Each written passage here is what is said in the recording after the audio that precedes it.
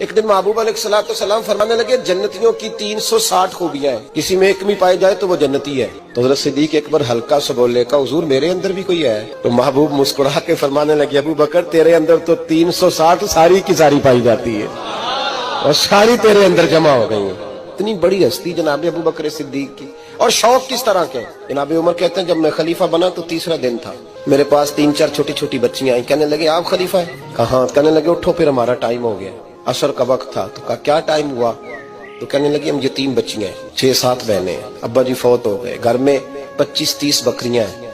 अबू बकर सिद्दीक रोज असर के बाद आते थे, अपने शौक से, शौक देखते अपने शौक से आते थे, हमारी बकरियों का दूध धो के हमें दे जाते थे, कुछ हम पी लेती थी, कुछ बेच लेती थी।